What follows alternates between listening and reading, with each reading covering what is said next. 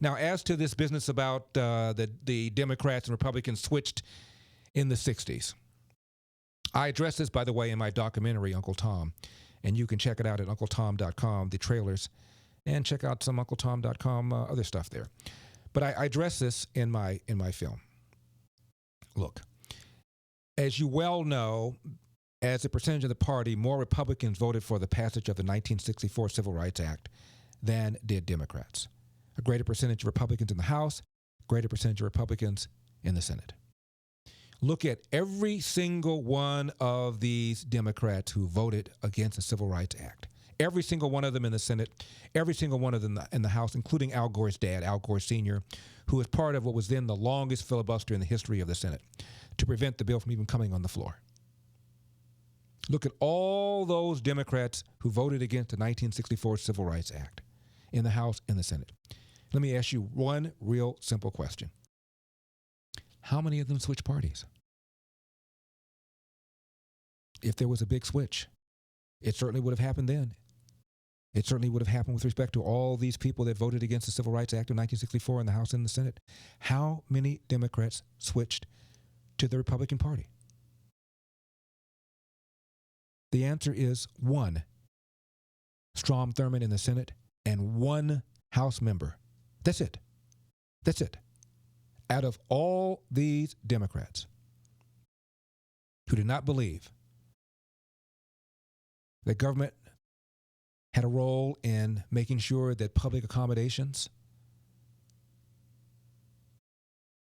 were not segregated, out of all the Democrats that said that's perfectly okay with me, only 2 left the Democratic Party and went to the Republican Party. In fact, the first Republican elected as Senate in Tennessee since Reconstruction was Howard Baker. Howard Baker was a Republican, and he was pro-integration. So how is it that a pro-integration senator in Tennessee, the first Republican since Reconstruction, gets elected, but the rednecks all joined the Republican Party whose Republican senator in Tennessee supported integration? I mean, grow up. It's a lie. But it's persisted because the media never challenges it.